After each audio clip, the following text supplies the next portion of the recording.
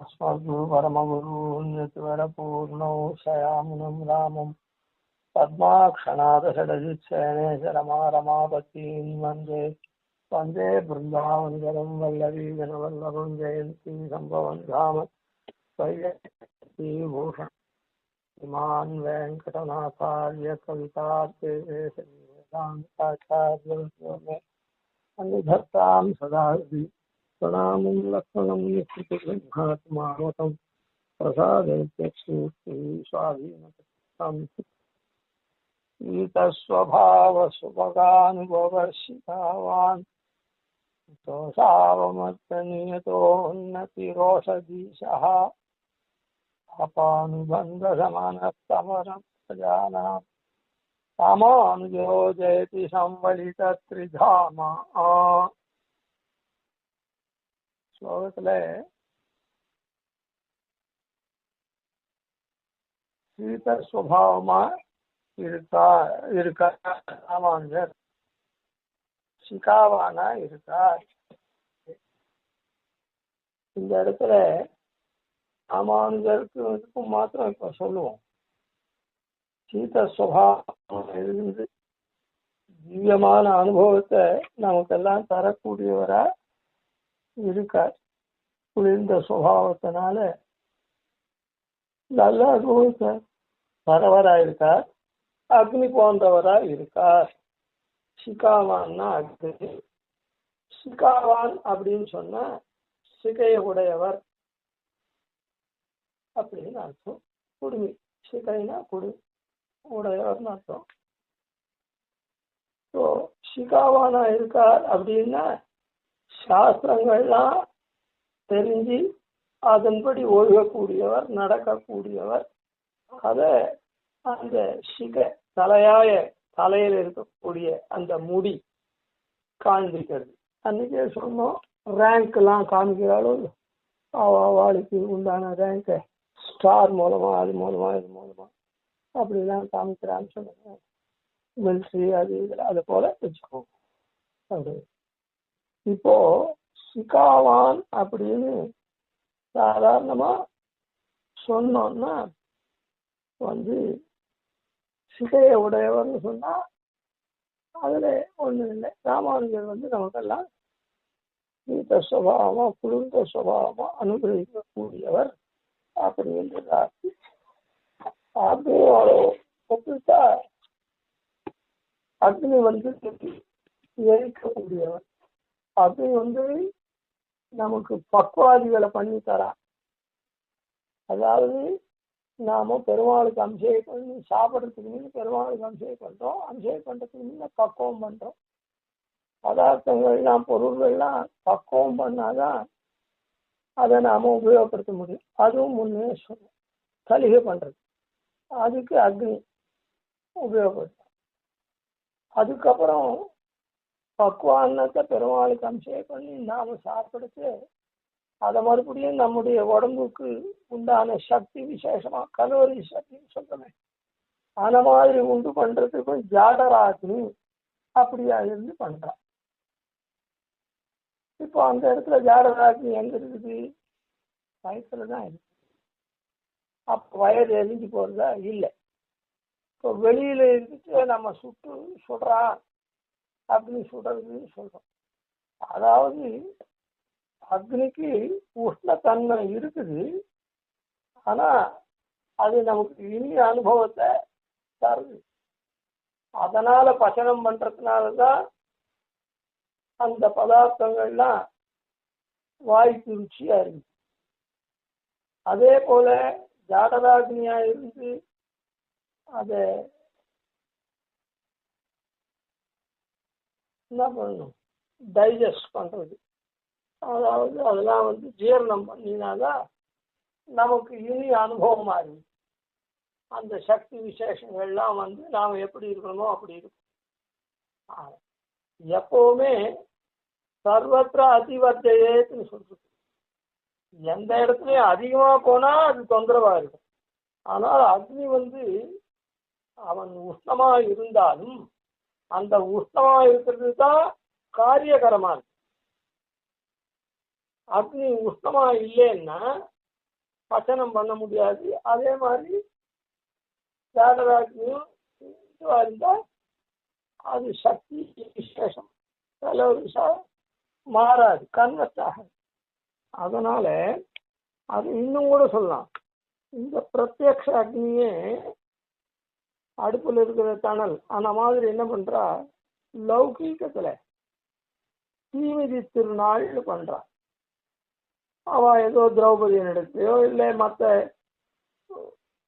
அம்மன் முதலிய தேவதைகள் எடுத்தோ இது பண்ணி ஏதோ வேண்டி, அது தாமசமா இருக்கட்டும், ராஜசமா இருக்கட்டும், இல்லை சத்துவமா இருக்கட்டும், அதெல்லாம் சத்துவான இது விஷயம் இல்லை, அதெல்லாம் தாமசம் அப்படின்னு சொன்னா கூட அந்த இடத்துல அவளுக்கு அது பாதிக்கிறது இல்லை. அந்த அக்னி அவளை சுட்டு எரிக்கிறது இல்லை. தத்துவமான விஷயத்துக்கு வரும். சீத்தை அசோகவனத்துல இருந்தா அக்னி பிரவேசம் பண்ணா, சுட்டுத சுடலை. அதாவது எப்படி இருக்கணுமோ அப்படி இருந்தா அந்த இடத்துல சுடாது. ஆனா அது அது எப்படி இருக்கணுமோ அப்படிதான் அது உஷ்ணமா இருந்து அது பச்சநாடிகள்லாம் பண்றது. அதனால இந்த இடத்துல பொதுவா வியாக்கியானங்கள் எல்லாம் பண்ணுச்சு, அக்னிக்கு சுட்டு எரிப்பான் நம்ம, ஆனா அக்னி இனி அனுபவத்தை கொடுப்பான். ஸ்ரீபாஷ்யக்காரரும் அது போல நமக்கு மந்திராதிகள் அது இது உபதேசம் பண்ணி நமக்கு இந்த மாதிரி பண்றார். ஆனா இவர் சீதஸ்வபாவமா இருக்கார், அக்னி உஷ்ணஸ்வபாவமா இருந்து நமக்கு அது விரோதமா இருக்கும் அப்படின்னு சாதாரணமா சொல்லுவார். அது சாதாரணமா அப்படி இருந்தாலும் ஆனா அக்னிக்கு நமக்கு அனுபவத்தை கொடுக்கிற விஷயத்துல நல்ல அனுபவத்தை சுபகானுபவான்னு இருக்க அந்த மாதிரி திவ்யமான அனுபவத்தை கொடுக்கறதுக்கு அந்த உஷ்ணம் தேவை. அந்த உஷ்ணத்தினால்தான் அந்த மாதிரி பண்றது. நாம அது தவிர வெறும் அக்னியில போய் நாம கையை வச்சோம்னா அது சுடுறதுன்னு சொன்னா அது நமக்கு கை வைக்க வேண்டிய காரியம் இல்லை சொல்றது. ஆனா சாதாரணமா என்ன சொல்லுவாங்க, அக்னி சுடக்கூடியது, இனிய அனுபவத்தை தருது. ஆனா பாஷ்யக்காரர் இனிய அனுபவத்தையும் தந்து சுடாதவராகவும் குளிர்ச்சியாகவும் இருப்பார் அப்படின்னு. சரி, இதுக்கு மேல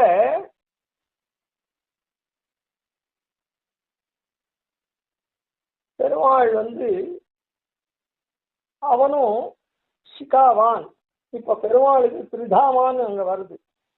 அந்த திரிதாமான் வரதுனால அவனுக்கு 3 இடங்கள், வைகுண்டம், திருப்பார்கடல், சூரிய மண்டலம்.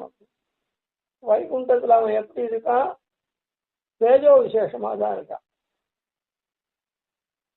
குழுமி தேவர் கௌராங்கள் கைதொழச்சோதி உள்ளத்துள்ளேன்னு அதுக்கு உண்டான உபனிஷத்து தான் அங்க சொல்லியிருக்க.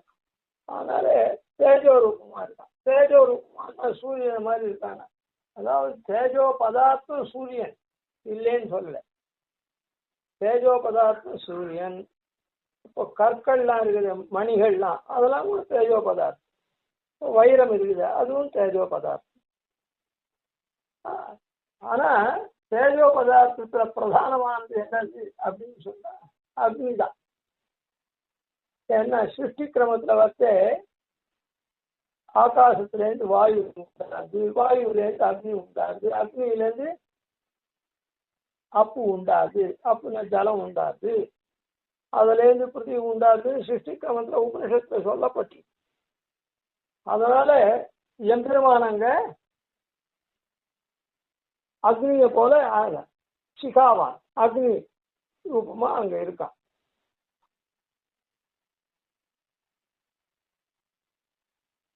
அதே ஆனா அவன் நமக்கு இனிய அனுபவத்தையே தரான். அந்த இனிய அனுபவம் அவன் நம்ம சுற்றறிக்கிறது இல்லை. அவனுடைய சங்கல்பாதிகள் மூலமா அவன் அங்க பரரூபமா இருக்கிற எம்பெருமான் நம்மலாம் இது பண்றதுக்காக வியூக விபவ அர்ச்சை தியானம் பண்றவாளுக அந்தர்யாமியா அப்படியே சேவை சாதிக்கிறான். இந்த மாதிரிலாம் இருக்கான். இந்த இதெல்லாம் எங்கேயும் அவன் சொல்றது இல்லை, இனிமையான அனுபவத்தை மாத்திரம் தரான். அந்த சாட்சாத் நாராயண தேவா கிருத்வா மத்தியமையும் தனும்னு ஆச்சாரியனா அந்த நாராயணன் தான் இது பண்றான் அப்படின்னு சொல்றதுனால இந்த ஆச்சாரிய சார்வபௌமரா இருக்கக்கூடிய இந்த திராஜரும்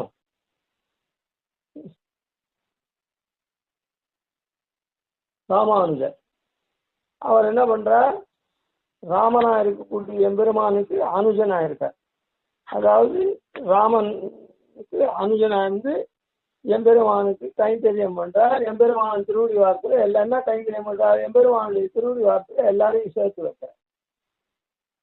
சரணாகி மூலம் ஆச்சாரியால் பண்ற கைங்கரியம்னா எம்பெருமான் திருவடி. ராமனா இருக்கக்கூடிய எம்பெருமானுக்கு அனுஜனா. அதனால அந்த இடத்துல பெருமாளும் அப்படிதான் இருக்கா. சிகாவான்னு சொல்லக்கூடிய அந்த அக்னியும் அப்படிதான். நாம வாண்டாத விஷயத்துல நாம ஓணும் கையை வச்சோம்னா வீடு பூரா எலக்ட்ரிபிகேஷன் பண்ணிருக்குது. அது எப்படி எப்படி ஓணுமோ, குளிரா இருந்தா ஹீட்டர் ஒர்க் ஆகுது, சாதாரணமா இருந்ததுன்னா ஃபேன் காத்து வருது, ரொம்ப தப்பிக்கிற மாதிரி இருந்ததுன்னா சில்லுன்னு காத்து ஏசி காத்து வருது. அந்த மாதிரி இருக்குச்சு. அந்த ஒயரை கன்சீல்டு ஒயர் இல்லாத வெறுமை தொட்டாக்கா அது ஷாக் அடிச்சுக்கிறது, ஆளுக்கே அபாயம் ஏற்படுறது அப்படின்னு சொன்னா அது தப்பு. ஒவ்வொன்றுக்கும் எப்படி உபயோகப்படுத்தணும் அப்படி. அதனால இந்த இடத்துல அக்னி மாறுதலான சுபாவத்தை உடையவன், ஆனா அந்த மாதிரியும் சிவாஷகாரத்துல இனியவராகவே இருக்கார் அப்படின்னு வியாக்கியானம் பண்ணுவா. அதான் அந்த வியாக்கியானம் லோக ரீதியா இதுவா இருந்தாலும் உள்புகுந்து பார்த்தாக்கா அது எத்தனையோ இடத்துல அனுமார் வால்ல நெருப்பு வச்சு இலங்கையெல்லாம் கொளுத்தினார். மொத்த இலங்கையும் கொடுத்தா அங்க எல்லாரும் தான் இருந்தார். அதனால ராவணாதிகள்லாம் கூட இருந்தா, ராட்சசி எல்லாம் இருந்தா. அதனால சரி, அதனால முதல் இதனால இப்படி இருக்கிறதுனால ராமானுஜரும் அந்த அக்னி பெருமாளும் சிகாவான் அப்படின்னு சொன்னா வினத விவித பூத விராத ரக்ஷைக தீட்சே ஏதத் விரதம் மமா அப்படின்னா சொல்றானே, அவனுடைய விரதம். விரதம்ன்றது ஒரு தீட்சா விசேஷம். தீட்சா விசேஷம்னா அது அந்த சிக இருக்கிறது, அது வளர்றது, அதை குறிக்கிறது, அது மூலமா அதை இது பண்றது. அதனால இந்த வாக்கியத்தினால அக்னிய போன்றவரா பாஷ்யக்காரர் இருக்கார், தூய்மைப்படுத்துறவரா. அதுக்கப்புறம் நமக்கெல்லாம் தாபத்தை கொடுக்காது எம்பெருமான போலையும் இருக்கார். ஏன்னா எம்பெருமான் வைகுண்ட லோகத்துல இருக்கான். அந்த வைகுண்ட லோகத்துல இருக்கக்கூடிய எம்பெருமான் இப்படிதான் தேஜஸா தான் இருக்கான், அக்னி சொல்லுமா. அதனால அது ஒரு குறிப்பிட்ட ஒரு ஞாபகத்துக்கு சொல்றேன். எம்பெருமானுக்கு நிருசிம்மனுக்கு 3 கண். தபனேந்த்வக்னி நயனா தாபானபதினோ துணஹா அப்படின்னு 3 கண்ணு நிருசிம்மனுக்கு. சந்திரன், சூரியன், அக்னி. தபன இந்து அக்னி நயனா. சாதாரணமா கதிர் மதியம் போல் முகத்தான் அப்படின்னு கதிரும் மதியம்னா 2 கண்ணு தான் பெருமாளுக்கு. பரவாசுதேவனுக்கு 2 கண்ணு தான் இருக்குது அப்படின்ற மாதிரி சொல்றான். ஆனா பரவாசுதேவனையே நம்மாழ்வார் நிருசிம்மனா பார்க்கறது. நிருசிம்மனா பார்க்கறது அப்ப அங்க 3 கண்ணு இருக்கட்டும். ஆகம் சேர் நரசிங்கமதாகி ஓராகம் வள்ளுகிறார் பிளந்தானவை மாக வைகுண்டம்ன்ற இடத்துல. ஏன் அப்போ நிருசிம்மனுக்கு மாத்திரம் 3 கண்ணு, இப்ப மற்ற பெருமாளுக்கெல்லாம் கார்மேனிச்சங்கன் கதிர்மதியம் போல் முகத்தான்னு சொன்னான்னு சொன்னா அவன் திருமேனி மொத்தமே அக்னி தேஜோ விசேஷமா இருக்குது. அதனால அந்த 2 கண்ணு மாத்திரம் சொல்லப்பட்டிருக்கு. அதை கொண்டு நாம யூகிச்சு புரிஞ்சுக்கலாம். சரி, அதனால இந்த இடத்துல என்ன, அதோட கூட தேஜோதிகரணம் அப்படின்னு இருக்கு. தேஜஸுக்கெல்லாம் தேஜஸா இருக்கக்கூடிய எம்பெருமான் அப்படின்னு சொல்லப்பட்டிருக்கு. அதுல சொல்லச்சே பாஷ்யக்காரர் இந்த கீதா வாக்கியத்தையும் சொல்லிட்டு, அகம் வைஸ்வானரோ பூத்வா பிராணியாம் தேகமாஸ் அப்படின்னு, நான் வைஸ்வானர அக்னியா இருக்கேன் பிராணிகள்ல அப்படின்னு சொல்லியிருக்கார். அதனால அங்க தேஜோமயமா இருக்கிறது மாத்திரம் இல்லை, நம்ம இடத்துலாமும் இந்த ஜாடர அக்னியா வைஸ்வானர அக்னியா இருக்கேன்றது அது ஜாடர அக்னி தான், இப்படி சொல்லியிருக்கான். அதனால இப்ப என்ன ஆகுதுன்னா, இந்த சம்மளித திரிதாமா அப்படின்னு சொல்லப்பட்டிருக்கு கடைசியில. அதுக்காக தான் இப்போ வீட்டுல போட்டு சொல்றோம், ராமானுஜோ ஜெயதி சம்மளித திரிதாமா. அந்த எம்பெருமான் இப்போ வைகுண்ட லோகத்துல இருக்கிற பெருமான் இப்படி ராமானுஜனுடைய இந்த 3 பாதத்துல சொல்லிருக்க, சிகாவான் தோஷாவமத்த நியதோன்னதி ஓஷதீசா சந்திரன், அப்புறம் தபனஹா சூரியன் அப்படின்னு சொல்லிட்டு இந்த ஏற்கனவே இதுக்கெல்லாம் அர்த்தம் சொல்லியாச்சு. இப்போ லேசா சொல்லி பார்ப்போம். இந்த 3 எம்பெருமானுடைய தான விசேஷத்துல, அதாவது வைகுண்ட லோகத்துல இருக்கிறத சிகாவான்றது காண்பிக்கிறது, ஓஷதீசான்றது திருப்பார்கடல் இருக்கிற காமிக்கிறது, அதெல்லாம் ஏற்கனவே சொல்லியிருக்கோம். அப்புறம் தபனஹான்றது நேரவே சூரிய மண்டலத்தில் இருக்கிற காமிக்கிறது.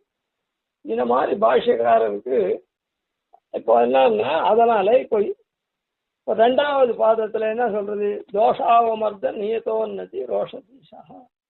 தோஷங்களை போக்கடிக்கிறதுல நியதமான பெருமை, நித்தியமான பெருமை உடையவராய் கொண்டு அந்த தோஷத்தை எப்படியானா போக்கடிக்கணும்னு ஒரு முனைப்பான எண்ணம், தீவிரமான எண்ணம், அந்த எண்ணம், அந்த சங்கல்பத்தை, அந்த எண்ணத்தை நிறைவேற்றக்கூடியவன் ஈசன், தியா ஈசன். அதனால அப்படி இருக்கக்கூடியவன் அந்த தோஷங்களை களையத்துல அப்படி நேதமா இருக்கக்கூடியவர். அதாவது முனைப்பா, ரோஷம்னா இந்த கோபம் அது சொல்ற மாதிரி முனைப்பா, அந்த மாதிரியான எண்ணத்தை உடையவர். எண்ணத்தை கொண்டு உடையவர் மாத்திரம் இல்லை, அதை நியமிக்கிறவர் ஈசா. அப்படி அந்த எண்ணத்தை கொண்டு பார்க்க. இன்னொரு இதுல நியதோன்னதி ஓஷதீசா அப்படின்னா சந்திரன், அதாவது இருட்டை போக்கடிக்கிறான் நமக்கு. அவன் என்ன பண்றான், ராத்திரி வேளையில தான் அவன் பிரகாசிக்கிறான். அவனுக்கு தோஷாகரன்னு பேரு. அந்த தோஷான்னா ராத்திரி, தோஷான்னா தோஷம், தோஷான்னா ராத்திரி. அவன் என்ன பண்றான், நமக்கு நம்முடைய களைப்பெல்லாம் போக்கி, தோஷங்கள்லாம் போக்கி நமக்கு இது கொடுக்கணும் அப்படின்னு சொன்னா, அந்த தோஷங்களை போக்குறான்னா அவன் ராத்திரியை கை கொள்றான். ராத்திரியில தான் அவன் பிரகாசிக்கிறான். அதனால அவனுக்கு அந்த தோஷம் உண்டு, குறைச்சல் உண்டு. இவருக்கு அப்படி இல்லை. நம்முடைய தோஷத்தை போக்கடிக்கிறதுல ரோஷதீசரா இல்லை சந்திரனை போலையும் இருக்காருன்னு சொன்னா கூட, இவர்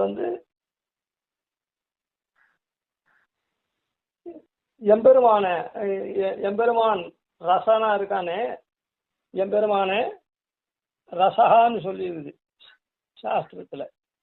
அந்த மாதிரி இருக்கக்கூடிய எம்பெருமான இவரை காண்பிக்கிறதுனால நமக்கு எப்பவுமே, அதாவது சந்திரனுக்கு தோஷம் இரவை கை கொள்றான்னு, ஆனா இவர் என்ன பண்றார், எம்பெருமான நமக்கு காண்பிக்கிட்டு ஞானத்தை கொடுக்குறார். அது அஜ்ஞான தியோதகம். இரவுன்றது அப்படி இல்லை. பெருமாளும் திருப்பார்கடல்ல இருக்கான். அப்படிப்பட்ட அந்த பெருமாளுடைய குணத்தையே பெருமாள் என்ன பண்றான், திருப்பார்கடல்ல இருந்து எப்பவும் ரோஷ தீஷனா இருக்கான், சங்கல்பம் பண்ணிட்டே இருக்கான். நம்ம சென்னாயிலும் கண்டு அது ஏற்கனவே சொன்னோம். அத மாதிரி முனைப்பா இருந்து நம்ம இந்த பிறகு இல்லை, அடுத்த பிறகு அடுத்த பிறகு அப்படின்னு மேல மேல படிச்சு படிச்சு படிச்சு நம்ம வைகுண்டம் ஏத்துற வரையில் அப்படியே தீவிரமான எண்ணத்தோட கூட இருந்து பண்றான். அவன் எப்படி பண்றான், சந்திரனை போலயே இருக்கான். எந்த இடத்துல சந்திரன் பிறந்தானோ அந்த இடத்துல பெருமாள் பள்ளி கொண்டிருக்கான் திருப்பார்கடல்ல. அப்புறம் தாபானுபந்த சமன தபன பிரஜானம், இதெல்லாம் ஏற்கனவே சொன்னதுதான். இன்னைக்கு மறுபடியும் அதை ஞாபகப்படுத்தி, அந்த சூரியன் இருக்கானே அவன் தாபானுபந்தம், நமக்கு ஆத்தியாத்மிக ஆதி பௌதிக ஆதி தெய்வீகம் இது இருக்கு. அதெல்லாம் பாஷ்யக்காரர் இது பண்ற. சூரியன் இருட்ட போக்கடிச்சு நமக்கு, அதாவது நமக்கு ஒன்றும் தாபம், என்ன தாபம், நமக்கு பொருள்லாம் சரியா தெரியல அப்படின்னு இருக்குது. அத என்ன பண்றான், அந்த தாபத்தெல்லாம் போக்கடிக்கிறான் நமக்கு சூரியன் தன்னுடைய ஒளியினால. வருத்தும் புறையிருள் மாற்றா எம் பொய்கை பிரான் மறையின் குறித்தின் பொருளையும் செந்தமிழ் தன்னையும் கூட்டி ஒன்ற திரித்தன் நெறித்த திருவிளக்கு. அந்த திருவிளக்கு என்ன, சுடராழி யானடிக்கே அதுக்கு முன்ன வெய்ய கதிரோன் விளக்காக செய்ய சுடராழி யானடிக்கே சூட்டினேன் அப்படின்னு. அதனால அவன் நமக்கு அஜ்ஞான அந்தகாரத்தை போக்கடிச்சு தாபத்தை போக்கடிக்கிறான். ஸ்ரீபாஷ்யக்காரர் அப்படி இல்லை, ஆத்தியாத்மிக ஆதிபௌதிக ஆதி தெய்வீக தாபம் மொத்தத்தையுமே போக்கடிக்கிறார். அப்படி போக்கடிக்கிட்டு சூரியன் என்ன பண்றான், சுட்டு எரிக்கிறான். சூரியன் சுட்டு எரிக்கிறான். ஆனா ஸ்ரீபாஷ்யக்காரர் அப்படி இல்லாத இதுவாகவே இருக்கும். அவன் அந்த காலத்தை போக்கடிச்சாலும்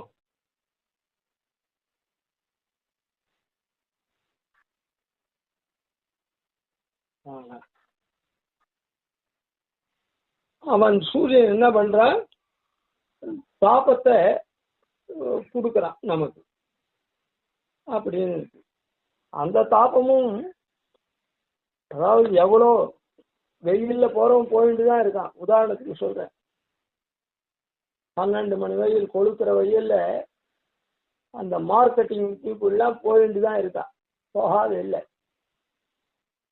ஆனா கொஞ்சம் சுகபுருஷாலா இருக்கவாள வெயில் வாட்டி எடுக்கிறது, அவளுக்கு சோர்வு களைப்புலாம் உண்டு பண்ணுறது. அந்த தோஷம் இருக்குது. பாஷ்யக்காரத்துக்கு அது இல்லாத அவர் நம்முடைய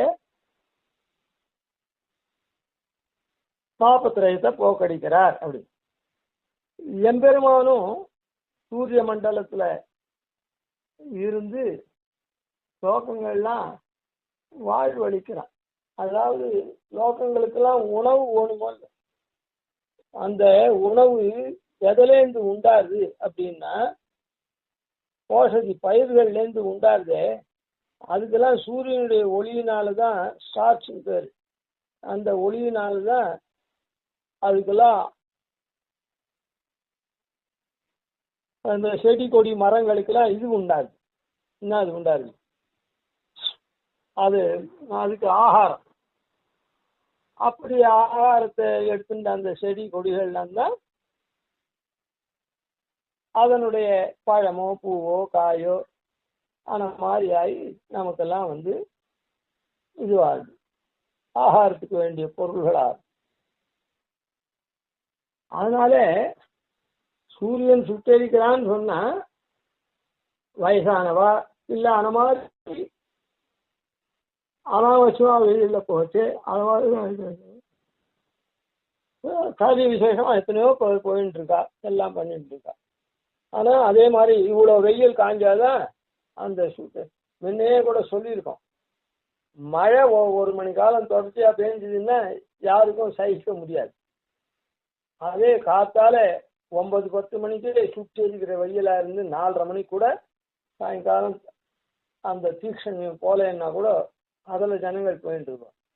ஆனா ஒரு மணி காலம் மழை பெஞ்சதுன்னா எப்போ நிற்க போறது, நாம எப்படி வெளில போறது, எப்படி வருது, இது தொடர்ச்சியா பெஞ்சுட்டே இருக்குது அப்படின்னு அது வரும். அவனும் இது பண்றதில்லை. இருந்தாலும் பொதுவில் சூரியன் சுட்டரிக்கிறான், தண்ணியெல்லாம் வற்றடிக்கிறான் அப்படின்னா ஒரு லோக விவகாரம் உண்டு. அந்த ரீதியில அவனுக்கு குறைச்சல் இருக்கு. ஸ்ரீபாஷகாரு குறைச்சல். அதே மாதிரி சூரிய மண்டலாந்தரவர்த்தியா இருக்கக்கூடிய எம்பெருமானுக்கும் குறைச்சல் இல்லை. இப்போ ராமானுஜோ ஜெயதி சம்வலித திரிதாமா அப்படின்றதுனால அந்த திருதாமன் இருக்காரு, அந்த திருதாமனோட இவர் சேர்ந்து இருக்கார். திருதாமனோட சம்மலிதமா இவர் இருக்கிறார். இப்ப இந்த அம்சம் தான் இங்க சொல்றதுக்காக மற்றதெல்லாம் ஞாபகப்படுத்துறதுக்காக அந்த திருதாமான வைகுண்டத்துல இருக்கவன் அதான் 3 இடத்துல திருப்பார்கடல், சூரிய மண்டலம், அந்த எம்பெருமானோட இவரும் சேர்ந்திருக்கார். அப்படி அந்த எம்பெருமான் பாஷ்யக்காரரிடத்துல அவன் சேர்ந்து இருக்கிறதுனால, விதாமன் அவன் உள்ள இருக்கிறதுனால இவருக்கு இந்த 3 தன்மைகள் வந்திருக்கு.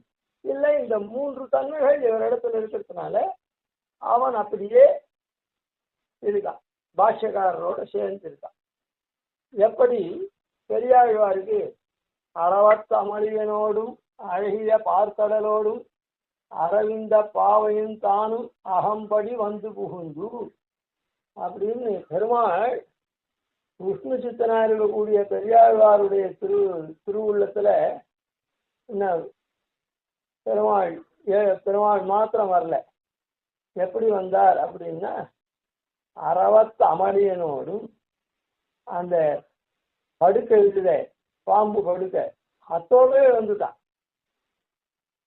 ஏதோ பெருமாள் மாத்திரம் வந்தான், சரி பாம்பு படுக்கையை கொண்டு வந்தான் அப்படின்னு இல்லை. இந்த ஹிருதயத்தை உள்ள வார்த்தைக்கு அழகிய பார்க்கடலோடும் தான் படுத்துட்டு இருக்க பார்க்கடல் இருக்க அத்தோடவே வந்துட்டான். சில ஆத்துல புருஷன் ஒரு காரியம் பண்ணா நீங்க வேணா போங்க, நீங்க பண்ற காரியத்தை நீங்க பண்ணுங்க, நான் வரல அப்படின்னு அவ ஒதுங்கிடுவான். வயசு வருஷா ஸ்திரீகள் பண்ற காரியத்தை நீ பண்ணிக்கோ, நான் ஒன்றும் சொல்லல, ஆனா நான் வரல அப்படின்னு. அப்படி இல்லாத இந்த பாஷ்யக்காரருடைய திருவுள்ளத்துல பெருமாள் எப்படி சம்பளித்தமானார், கலந்து இருக்கார் அப்படின்னா சுதாமனா கலந்து இருக்கார். அங்க பெரியாழ்வாருக்கு அப்படி அறவத்தம் அழியனோடும் அழகிய பார்க்கடலோடும் அரவிந்த பாவையும் தானும் அகம்படி வந்து அந்த மகாலட்சுமி இருக்காளே திருமகள், அவளோட கூட இவனும் வந்தான். பெருமாள் தான் வரான், ஆனா அவன் பெருமாள் எப்படி வந்தான், அரவிந்த பாவையும் தானும் அகம்படி வந்து அப்படின்னு. அதனால அவ முந்திக்கிற மாதிரி அப்படி வந்து திருப்பார்கடலோட அத சுவாமி தேசிகன் ஆச்சரியப்பட்டு சாய்க்கிற ஔதன்வதே மகதி சத்மனி பாசமானே ஸ்லாக்யேச்ச திவ்ய சதனே தமச பரஸ்மின்னி அந்த கலே பரமிதம் சுசிரம் சுசுக்ஷம் ஜாதம் கரீச கதம் ஆதரணாஸ்மன். ஏண்டா உனக்கு தேவாதிராஜா கரிஷா ஔதன்வதே மகதி சத்மனி, அந்த ஔதன்வதி உதன்வதினா கடல், ஔதன்வதி இருக்க திருப்பார் கடல், அதுல பெரிய ஒரு மகதி சத்மனி பாசமா அப்புறம் தமச பரஸ்மின்னு, இந்த தமஸ் இருக்குதே சுருதி மண்டலம், இதை தாண்டி வைகுண்ட லோகத்துல உனக்கு வாசம். ஸ்லாக்யேச்ச திவ்ய சதனே தமச பரஸ்மி, திவ்ய சதனம், பெரிய பங்களா உனக்கு இருக்குது அங்க, மாளிகை. முதல்ல திருப்பார்கடல், அப்புறம் ரெண்டாவது வைகுண்டத்தை சொன்னார். ஔதன்வத்தே மகத்தி சத்மனி பாசமானே ஸ்லாத்தேச்ச திவ்ய சதனே தமச பரஸ்மி அந்த கலேபரமிதம் சுசிரம் சுசூக்ஷம். இது வெறுமே இந்த அந்த கலேபரமா இருக்குது, மஜ்ஜ அது இது வீட்டுல போட்டது சாறு மாறா சாமான்கள்லாம் வைக்க வேண்டிய இடத்துலாம் இல்லாத எதனா ஒரு காரிய விசேஷத்துக்காக எடுத்தா ஒரு விசேஷ நாள்லன்னா அது கொஞ்சம் அதெல்லாம் சரி பண்ணலைன்னா வீடு ஒரே கலேபரமா இருக்கு அப்படின்னு சொல்லுவோம். ஏன்னா சாறு மாறா அந்த மாதிரி கூடத்துல உட்காரலான்னா இங்க இது வச்சிருக்கு, அங்க அது வச்சிருக்கு, இது வச்சிருக்கு, ஒரே கலேபரமா இருக்குது. அதே மாதிரி இந்த இடத்துல சுசீரம் சுசூக்ஷம், ரொம்ப ரொம்ப சின்னது. இது இவ்வளோ பெரிய இடத்தெல்லாம் விட்டுட்டு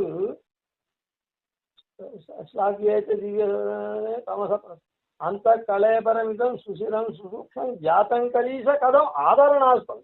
இதுல உனக்கு ஒரே ஆதரம் நீங்க இருக்கே அப்படின்னு கேட்கிற வரலாறு. ஆன மாதிரி பெரியாழ்வார் திருவுள்ளத்துல போய் இவன் திருப்பார்கடலோட விராட்டியோட போய் அங்க போயிருக்கான். இந்த ராமானுஜருடைய உள்ளத்துல இவர் எப்படி வந்திருக்கார் அப்படின்னா திருதாமனா வந்திருக்கார். 3 இடத்துல அவன் வசிக்கிறானே, அப்படியே அந்த பிரசங்காத் அந்த இதுல அந்த வரதராஜ பஞ்சாச ஸ்லோகம் இருக்குதே, ஔதன்னதே மகதி சத்மனி பாசமானே ஸ்லாக்யேச்ச திவ்ய சதனே தமச பரஸ்மி. முதல்ல இருக்கிறது பரரூபம், அந்த பர இடத்தை சொல்லிட்டு தான் அப்புறம் திருப்பார்கடலை சொல்லணும். அதை விட்டுட்டு முதல்ல திருப்பார்கடலை சொல்லி அதுக்கப்புறம் அந்த பரத்துல ஏன் முதல்ல அதை சொல்லணும்? முதல்ல சின்னத்தை சொல்லி அப்புறம் பெருச சொல்லணும், அப்படிதானே? பெருச சொன்னாவிட்டு எதுக்கு சின்னத்தை சொல்லுவானே அப்படின்னு ஒரு சம்சயம் வரும். அதனால பெருச சொல்லிட்டா அவன் இப்படிப்பட்டவன், அவன் கோட்டீஸ்வரன் சொன்னாவிட்டு லட்சாதிபதினு சொல்லணுமா? சொல்ல வேண்டாம். அதை போல திருப்பார்கடலை தான் வைகுண்டத்தை முதல்ல சொல்லிட்டா அதுக்கப்புறம் திருப்பார்கடல் அது ஏகதேசம் அடக்கத்தை சொல்லணுமா? அதனால திருப்பார்கடலை சொல்லி, திருப்பார்கடலை உயர்ந்தது தான், அதனால அந்த உயர்த்தியா திருப்பார்கடலை சொல்லி அதை விட உயர்த்தியா இருக்கிறத 2வது சொன்னார் அப்படின்னு பொதுவா சொல்லலாம். அது மாத்திரம் இல்லை, அப்படி இல்லை, முதல்ல உயர்த்தி, அதாவது திருப்பார்கடலை முதல்ல சொன்ன. ஏன் சொன்ன அப்படின்னு சொன்ன, திருப்பார்கடல்ல மகாலட்சுமி அவதரிச்ச இடம். அதனால எல்லாத்துக்கும் இவன் திருநின்ன பக்கம் திறவு, திருவில்லா தேவரை தேரேல் மின் தேவு. இவன் தேவனா பிரகாசிக்கிறான்னா அவளால தான். இவன் ஜெகத்காரணமா இருக்கான், திறவா இருக்கான், ஜெகத்காரனா இருக்கான்னா அவளால தான். திருநின்ற பக்கம் திறவு, திருவில்லா தேவரை தேரேல் மீன் தேவு. திரு இல்லைன்னா அவனை தேவன்னே சொல்லாதே, அவனை தேவன்னே சொல்லாது. அதெல்லாம் வெறும தேவன் பேர், நான் ஸ்ரீதரன் பேர் வச்சுருந்த மாதிரி, நான் ஸ்ரீயை தரிக்கக்கூடியவனா இல்லை, அவன் பேரை வச்சுங்க ஸ்ரீதரன் அவன். அந்த மாதிரி இவனுக்கு சகல சம்பத்துக்கும் காரணம் அவள்தான். அதனால அப்படிப்பட்டவளுடைய இடம் இருக்க அதை முதல்ல சொன்ன. அப்புறம் இவனுக்கு சொத்தகா இருக்கிறத வைகுண்ட லோகத்தை. சரி, அப்படி அந்த வைகுண்டம், திருப்பார்கடல், அப்புறம் சூரியன், இந்த 3த்தையும் அத போல இவர் இங்க இவருடைய நடவுட பாவனை நம்ம இடத்துல சிஷ்ய வர்க்கங்களை அதாவது பகவத் விபூதியை சிஷ்ய வர்க்கம்ன்றதை காட்டிலும் பகவத் விபூத்தின்னு சொல்லணும். காரணம் என்னன்னா, சிஷ்ய வர்க்கம்னா அவரை ஆசிரித்து சிஷ்யனா போனவாளுக்கு மாத்திரம் பண்றக்கூடிய உபகாராதிகள். ஆனா பகவத் விபூதிக்குன்னு சொன்னா ராமானுஜருடைய இதுவே என்ன, எல்லாரும் எம்பெருமானுக்கு ஆட்படணும் அப்படின்ற எண்ணம் தான். சுவாமி தேசிகன் அதுதான் ஆச்சாரிய கிருத்தியாதிகாரத்துல சாய்க்கிறார். மருளற்ற தேசிகர் வானுகப்பால் இந்த வையமெல்லாம் இருளற்று இறையவர் இணையடி பூண்டிட எண்ணுதலால். இப்ப ஆச்சாரியாளர் மாதிரி என்ன அர்த்தம், ஆச்சாரியெல்லாம் பாஷிகாருக்கு வந்தவதானே, அதனால அந்த எண்ணம் அப்படியே வாழ்க்கை. வானுகப்பால் அவ கொண்டிருக்கிறது பெரிய உகப்பு. வானுகப்பால் இருளற்று இறையவர் இந்த வையமெல்லாம், இந்த வையம் மொத்தம் அப்படி ஆகணும். அதனால பாஷ்யக்காரர் இப்படி 3 விதமான தன்மையாளரா இருக்கார். கானாவும் வசுதீசனாவும் தபனாவும் இருக்கார். அதனால எம்பெருமான் என்ன பண்றார், அந்த திரிதாமனா இருக்கிற எம்பெருமான் இவரோட கணக்கு இல்ல. பாஷ்யக்காரர் இந்த மாதிரி சிஷ்ய வர்க்கங்களுக்கு அருளனும் அப்படின்றதுக்காக அந்த திரிதாமனா இருக்கிற எம்பெருமான் இவர் உள்ள உரையரா. அதனால பாஷ்யக்காரருக்கு இந்த சக்தி வந்தது அப்படின்னு சொல்லலாம். பாஷ்யக்காரர் இந்த மாதிரி இருக்கார், அதனால அவன் இவருடைய திருவுள்ளத்துல வந்தான்னு சொல்லலாம். இப்படின்னு சொல்லலாம், அப்படின்னு சொல்லலாம். எப்படி சொன்னாலும் ஏத்தம் பெருமாள் வந்ததுனால இவருக்கு இந்த தன்மையெல்லாம் வந்தது, இல்லைன்னா வந்திருக்காது அப்படின்னு இல்லை. சில இடத்துல இப்போ லோகத்துல இதெல்லாம் கொடுக்குறாளே, பட்டம் எல்லாம் கொடுக்குறாளே, இவர் இந்த மாதிரி உபன்யாச சக்கரவர்த்தி, நான் வெறுமை சொல்றேன், அந்த பட்டமெல்லாம் கொடுக்குறாளே, அந்த பட்டமெல்லாம் இருக்கிறவாடு கொடுக்குறாள,